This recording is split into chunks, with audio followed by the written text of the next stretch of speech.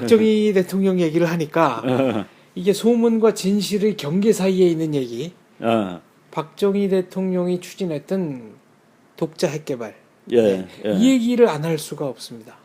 그렇죠. 그렇죠.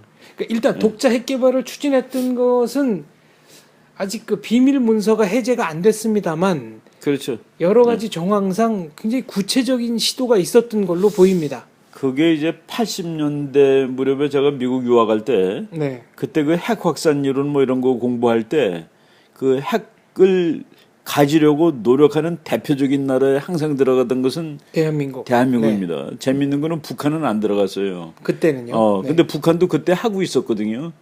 근데 북한은 안 들어가고 그 미국 학자들이 쓴 책 보면은 전부 북한 얘기는 없고 한국 얘기만 그 핵 보유를 위해서 노력하는 그 잠재 핵 보유국으로 이렇게 나와 있었죠.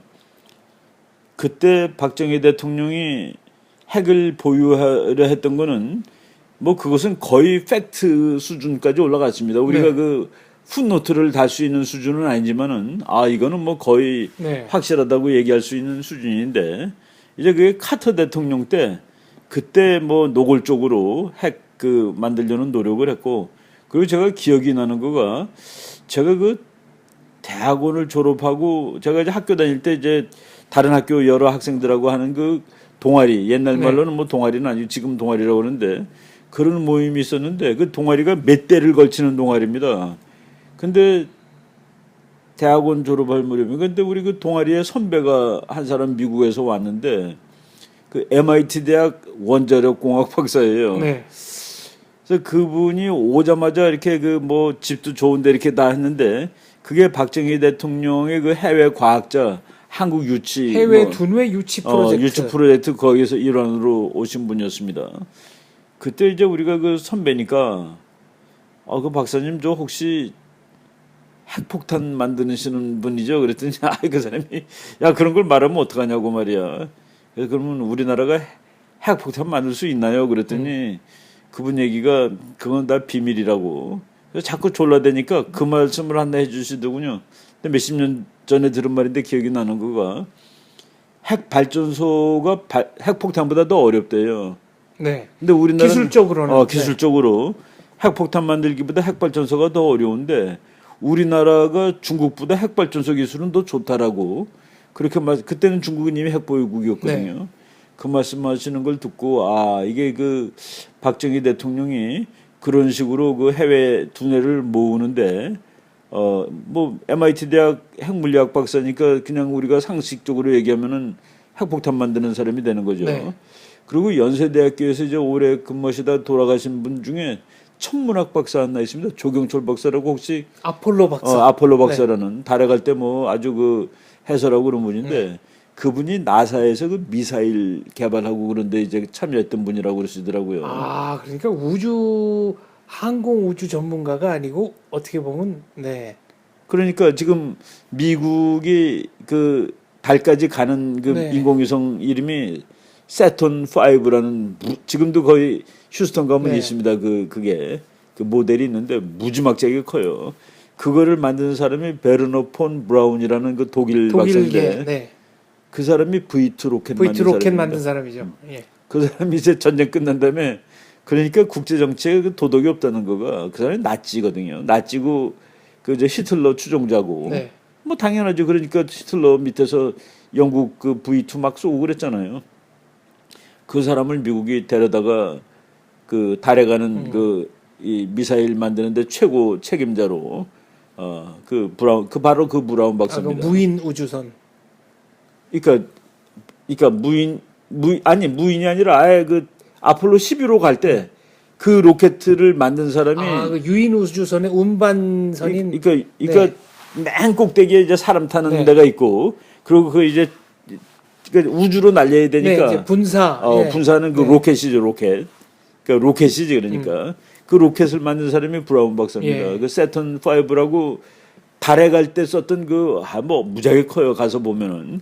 근데 그거를 브라운 박사가 만든 거죠. 책임지고. 근데 조경철 박사가 그 연구팀. 조경철 박사가 거기 그 나사에서 그 로켓 팀에 있던 거로 얘기를 들었습니다. 그러니까 보면은 그 핵폭탄 운반 수단과 탄두로 구성되는데 그게 미사일과 핵폭탄이죠. 네. 그게 뭐 맞아 떨어지잖아요. 그래서 우리가 뭐 그때 우리가 그거를 뭐 핵을 연구하려고 한 것은 아니지만은 이제 오랜 세월 지난 다음에 거꾸로 회고해 보니까 아 이런 각종 정황 증거로 박정희 대통령이 핵을 만들렸던 것은 거의 확실하고 그리고 이것도 제가 이제 100% 이게 맞는 건지는 모르겠는데 박정희 대통령 친필 메모 같은 건데 자기가 그때 79년인가 그래요. 앞으로 2년 이내에 핵을 개발할 거다. 그래서 그 82년 그 국군의 날 핵을 개발했다고 선포하고 하야하겠다라는 네. 그거는 뭐 아마 인터넷에 또 돌아다닐 거예요. 그리고 월간조선인가에서 보도한 적도 있습니다. 그래서 그거를 직접 들은 사람도 있고 네. 그 말을 하는 거를 그 이제 대통령이 그 믿을만하고 자기한테 내가 스스로 결심한 건데 말이야. 내가 그 빨리 이제 핵을 개발하는 대로 공개를 하고 난 대통령 관둘 거야라고. 그 뭐 이 나라를 잘 지킬 수가 있겠자는 그런 얘기를 한 거를 이제 요새 최근에 문서들 뒤지면 나오거든요. 그러니까 과거에 남아프리카 공화국에서도 그러니까 아예 만들었습니다. 네. 아예 만들고 해체까지 했다라고 발표해서 국제사회를 아주 그렇죠. 정하게 빠뜨렸던 그렇죠. 그 몰래 만들 수 있는 거죠. 네. 그리고 이스라엘은 핵폭탄을 지금 한 100발 이상 가지고 있는 거로 추정을 합니다. 이제 NCND 확인도 안 해주고 긍정 부인 안 하고 네. 거의 확실한 거로 100% 있는 거고요. 핵폭탄을 이스라엘도 만들었고 그래서 그거를 우리가 그 학자들은 그 bomb in the basement 그 지하실에 있는 폭탄 그러니까 뭐 만들었다고 겉에 보이지는 않는데 분명히 있다는 거죠. 그리고 그때 일본도 이제 핵을 만들려고 나와 있는데 일본은 그 약간 꾀돌이에요. 그러니까 무슨 얘기냐면은 그거를 노골적으로 보이지 않고 핵을 만들 수 있는 모든 기술을 딱 완성해 놓고 가만히 있는 겁니다. 네. 그러니까 다 해놓고서 안 하는 거야. 그러니까 다른 예를 들어서 뭐 자동차를 부품을 다 사다 놓고 조립 안 하고 딱 있는 거 그런 식이죠. 조립만 하면 되는 조립만 하면 되는 수준으로. 그래서 일본 핵폭탄은 이제 그거를 그 미국 사람들이 그 책에 그렇게 썼어요. Almost overnight. 네. 그냥 밤 한 번 새고 나면은 일본은 아주 완벽한 핵무장 국가가 될 수 있다라는 뭐 플루토늄 다 뭐 추출해가지고 다 이렇게 숨겨놓고 뭐 있다는 그런 얘기가 되겠죠. 근데 박정희 대통령도 뭐 핵을 만들지 않을 수가 없었던 그런 상황이죠. 그러고 보니까 79년, 78년 그 무렵에 프랑스 원전 설비 우리가 들여오지 않았습니까? 그럼 미국 거가 안 되니까 프랑스 걸 갖고 온 거죠. 네, 그래서 그때 미국 측에서 굉장히 신경질적인 난리가 났었죠. 네. 난리가 났죠. 회사 이름이 네. 그 프랑스에 있는 웨스팅하우스인가 그럴 거예요. 네. 웨스팅하우스인데 프랑스에 있는 거로. 그래서 그거를 그러니까 뭐 미국이 프랑스 거를 사오는 게 난리치는 거는 미국은 물론 안 파니까 거기서 못 사고 그래도 그 다른 나라에다 무기를 파는 나라가 이제 프랑스니까 네. 프랑스 거를 이제 우리가 시도를 한 것이죠. 그 당시에 대한민국의 독자 핵 무장론 국제정치학적 측면에서 어떤 의미가 있습니까? 그거 나는 그때 이제 사실은 그때 제가 이제 대학원 다닐 무렵인데 그 뭐 요번에 그 연대 은퇴하신 그 또 학자 한 분 그 교수도 학생이고 나도 학생일 때 그 신문에 논쟁 벌인 적이 한 번 있었습니다. 네. 그 연세춘추라는 신문에 연세대학교 교내 신문입니다. 학교 신문이죠.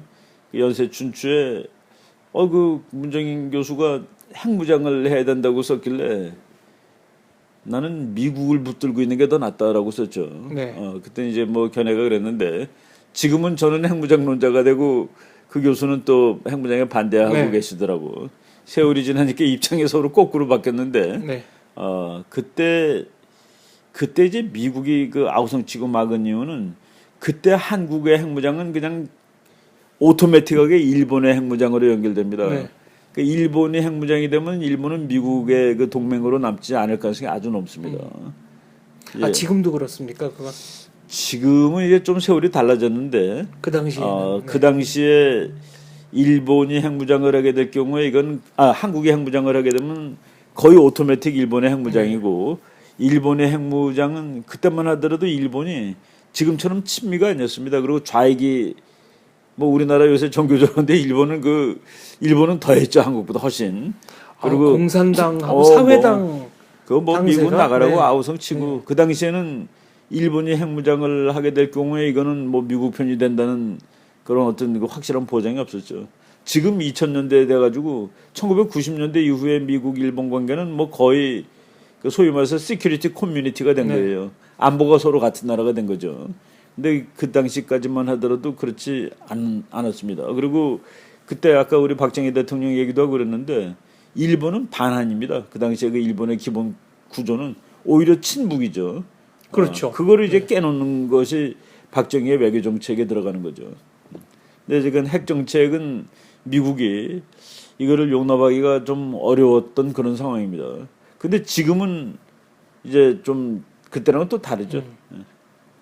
그러고 보니까 일본과 미국 결정적으로 친해진 거는 인간적으로 친해진 거는 로널드 레이건과 그 나카소네 야스히로의 그렇죠. 론야스 프렌드십. 아, 그건 뭐 대단하죠. 네. 그리고 이제 일본이 한 5, 60년 동안 이제 그 평화 국가가 됐는데 이제 어떤 사람들은 그 일본 전문가들이 이게 일본은 뭐 이제 전쟁도 못하는 나라가 됐다 그러는데 그거가 바로 2차 대전 끝났을 때 미국이 원하던 바예요. 이 나라의 그 팔다리를 다 부러뜨려 놔야 되겠다 해가지고 일본이 다시는 전쟁을 할 수 없는, 즉 일본은 산업 국가가 되면 안 된다가 미국의 입장이었거든요. 그렇죠. 그리고 일본의 그 말하자면 55년 체제 이후 자민당 정권 아래서 항상 제1야당이었던 사회당. 사회당은 대한민국을 아예 인정하지 않았습니다. 그건 뭐 북한 편이죠, 거기는. 네, 노골적인 북한 편이었고, 그 다음에 조금 더 급진적인 일본의 공산당. 그렇죠. 여기는 한때 당원의 4분의 1이 일본 국적의 조총련계 조총련이 한인들이었습니다. 뭐 조총련이 더 셌죠. 네. 민단보다. 그러니까 그런 상황을 다 고려했을 때 이제 박정희 대통령의 독자 핵무장론의 그림이 그렇죠. 예, 좀 더 이제 드러나는 건데. 근데 지금 뭐 학자들마다 다르지만은 저도 이게 이제 우선순위로 핵무장이라는 것이 우리나라한테 지금 필요하다는 생각이 솔직히 들거든요. 네. 제가 우리나라가 얼마만큼 힘이 강하면 될까? 제가 이제 그걸 곰곰이 이제 항상 학자로 생각을 하는데 우리나라는 일본과 중국이 건드릴 수 없을 만큼 강한 나라가 되면 사실은 됩니다. 그 역사적으로 지정학적으로 우리를 건드릴 가능성이 있는 나라는 아직도 일본, 중국 두 나라 정도거든요. 네. 뭐 그 외에는 우리나라 건드릴 나라가 없습니다. 이제 북한 문제가 해결된 거로 이제 가정을 하는 거죠. 그런데 일본과 중국의 국력 변화에 우리가 반응을 해야 되는데 저는 핵무장을 하면 그런 반응은 안 해도 된다고 봅니다. 굳이 비례해서 재래식 군사력을 늘릴 필요가 없다. 그거로 그냥 핵만 갖고 있으면 그거로 우리는 뭐 그냥 남을 공격하는 건 아니고 그렇지만 너희들이 나를 건드리진 못해는 되는 거고. 그래서 그 국제정치 이론 중에 요새는 뭐 그런 말 쓰는 사람 별로 없는데 포큐파인 띠어리라는 게 있어요. 네. 그러니까 포큐파인이 그 고슴도치입니다. 고슴도치 이론. 그래서 요새는 과학이 발달되기 때문에 가시를 심을 수가 있는 거예요, 자기 몸에. 네. 그게 핵무기입니다. 그러니까 사자가 고슴도치는 안 건드려요. 소화가 안 되니까. 그 뭐 가시를 못 먹으니까. 그래서 우리 뭐 무슨 다큐멘터리 보면은 뭐 맹수들이 고슴도치 가지고 막 이러다가 얼굴에 막 바늘 찔리고 막 그러는 그 모습들 나오는데 그게 이제 작은 나라들이 사는 방법이 그거죠. 2차 대전 때도 왜 독일이 스위스 침공하려고 그러니까 스위스가 자폭해가지고 그러면 산에 그렇죠. 있는 도로 미리 다 끊겠다고. 스위스는 스스로가 고슴도치가 돼 있었습니다. 핵은 없었지만은 스위스가 그 폭격사단이 있는 나라예요. 폭격기가. 그래서 그 다른 옆에 있는 나라가 건드리기 힘든 그런 조건을 가지고서 중립을 하는 것이죠.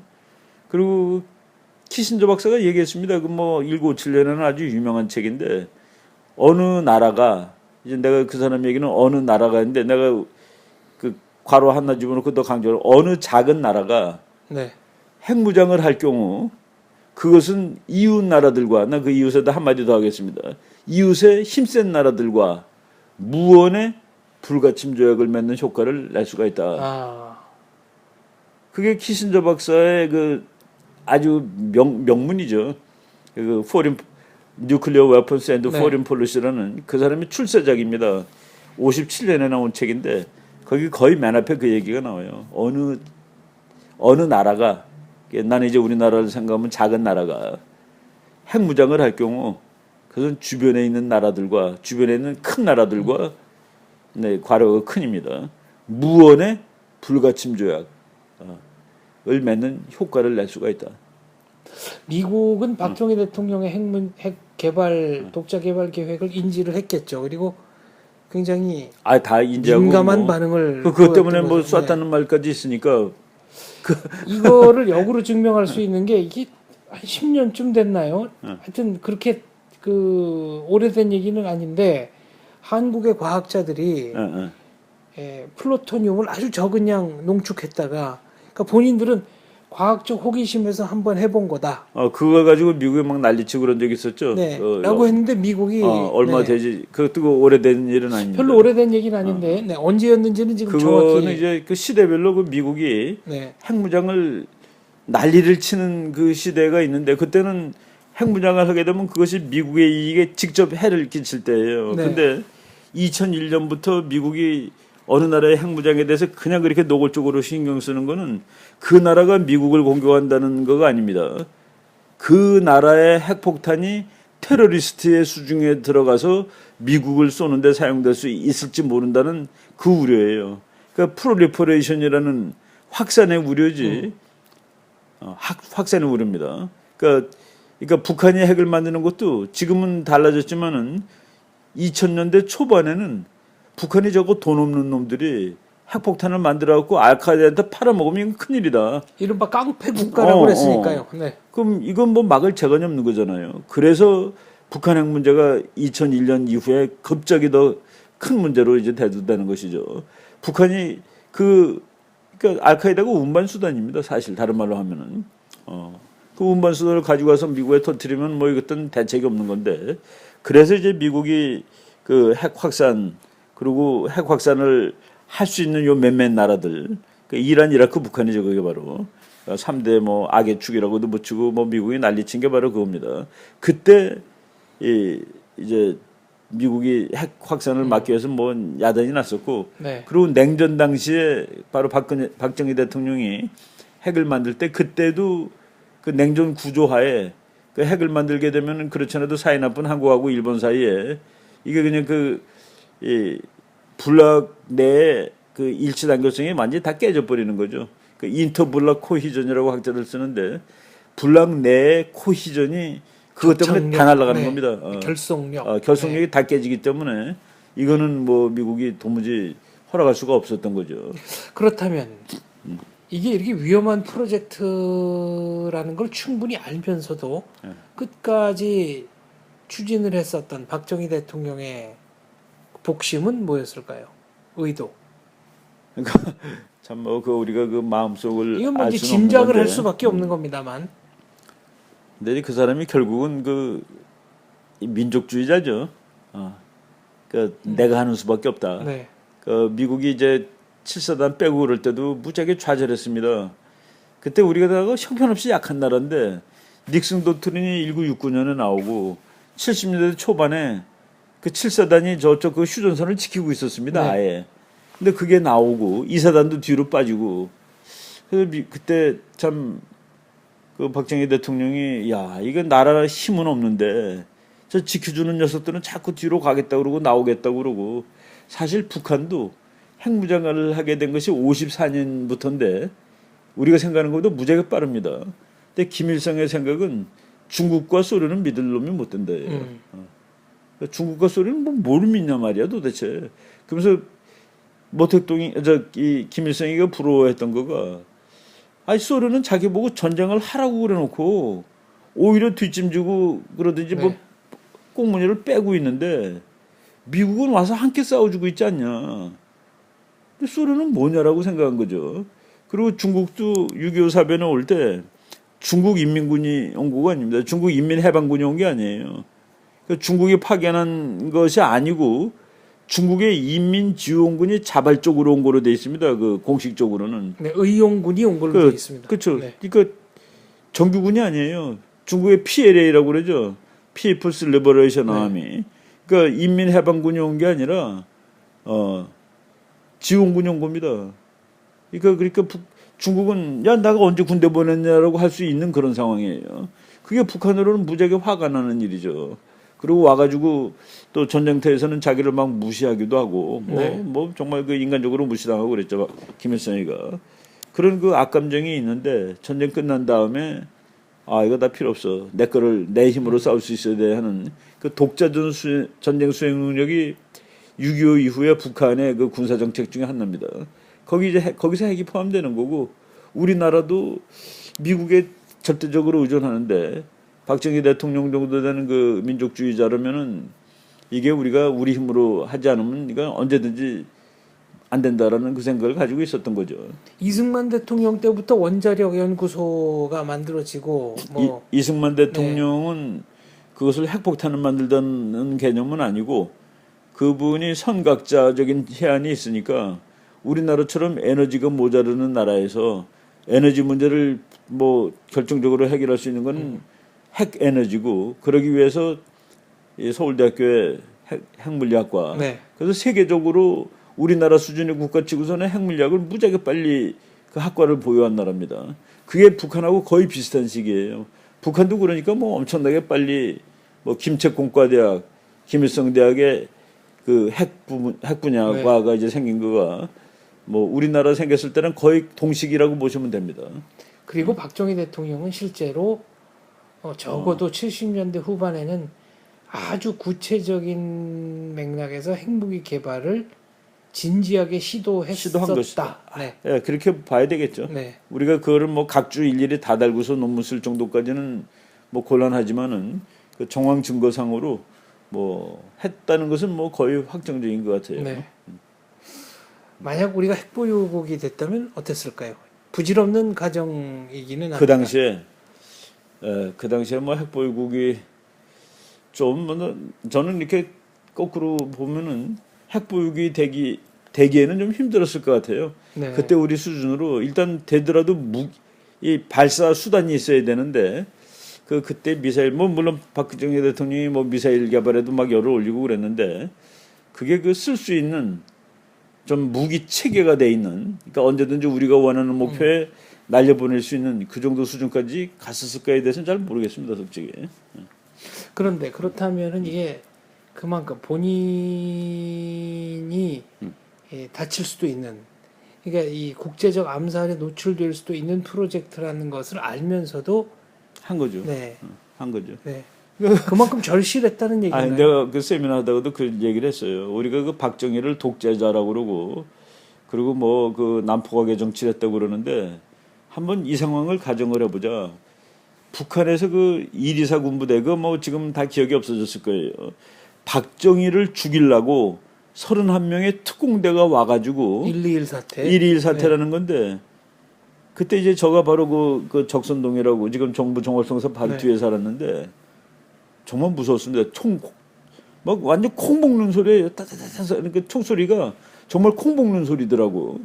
그거가 그냥 낮이고 밤이고 하루 종일 들리는데 그 청와대에서 그 총소리 들으면서 일했을 거예요. 그때 고속도로 구상을 하고 있었고 밑그림을 그러니까, 그렸다고 하죠. 박정희 대통령이. 그러니까 자기를 죽이러 온 북한의 특공대하고 한국군이 전투하는 총소리가 들리는 곳에서 근무하던 사람들 그때 청와대에서 일하던 사람들은 다 그 소리를 들었지 않았겠습니까? 그리고 실제로 공비들이 사살된 지역이 그렇죠. 다 거기 옆에예요. 네, 청와대와 걸어서 갈 수 그렇죠. 있는 그렇죠. 그러니까 굉장히 근접한 데까지 그 온 겁니다. 종로경찰서장이 그날 네, 죽었는데 순직. 네.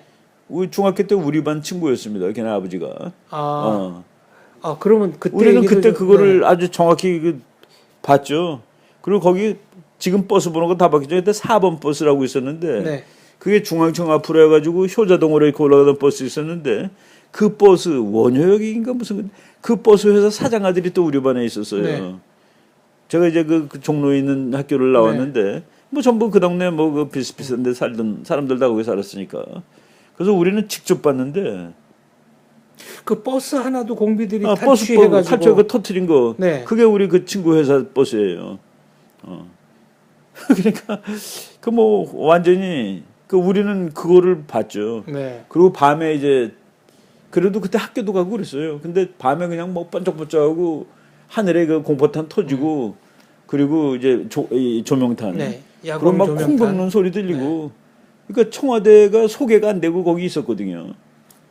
아마 뭐 지하 같은 데 들어가 있었겠죠. 그래도 총소리가 들리는 곳에서 근무하던 사람들이 야 그때 저 사람들이 마음이 어땠을까.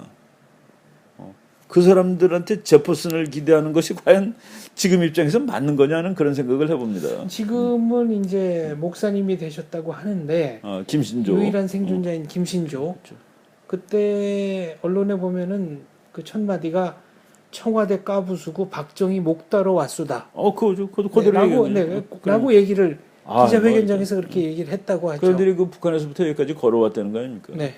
파주 거쳐서. 그렇죠. 네. 그러니까 뭐 완전히 행군 속도도 보통 군인의 2~3배 되는 거고 뭐 날던 사람들이죠. 날던 사람들인데 네. 바로 그게 이제 68년 그 무렵이고 그리고 조금 있다가 이제 1.1 사태 이후에 북한이 그 미국 저 정찰기 EC-121이 네. 놈을 또 격추시키고 그러는데 푸에블로호 납치 사건도 그 무렵 아닌가요? 그때 1968년이죠. 그거 이제 시간적으로 좀 있는데 그 무장공비 사건하고 그 미국 저 정찰기 격추 사건하고 비슷할 때 일어났는데 미국이 무장공비는 안 따지고 그것만 가지고 신경 쓰고 난리가 나는 거예요. 네. 그래서 박정희 대통령이 또 그때 분노하고 근데 뭐 미국이라면은 당연히 자기 비행기 격추된 그가 더 그 시급한 사건이겠죠. 그렇죠. 네. 거기서 이제 박정희 대통령의 그 민족주의적인 자주국방 이런 것들이 더 뭐 노골적으로 이제 나온 거고 핵 개발도 그런 맥락에서 핵 개발은 사실은 민족주의입니다. 그거는.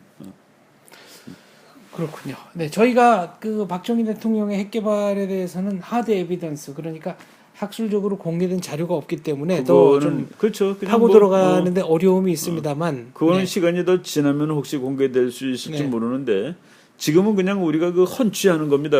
그러니까 추측하는 거죠. 네. educated guess 네. 뭡니까? 그러니까 이 상황을 다 보고 뭐 우리가 그 한번 추측을 해보는 거죠. 네. 맞고 틀리고는 뭐 있을 수가 없겠습니다. 그렇습니다. 오늘은 박정희 대통령의 독자 핵무장론 여기까지 일단 하고요. 만약 이 얘기 좀 더 듣고 싶다, 궁금하다 그런 댓글이 달린다면 저희가 다른 각도에서 당대에 이제 뭐 어느 나라들이 어떻게 핵 개발했고 이게 어떻게 흘러갔는지 뭐 또 분석할 여지가 그렇죠. 이것까지 다른 많이 나라 있으니까요. 다른 나라 그 네. 모델을 한번 볼 수 있죠. 이스라엘이라든가 뭐 남아프리카라든가. 네. 그래서 오늘은 저희가 제한된 시간이 여기까지이기 때문에 여기까지만 하겠습니다.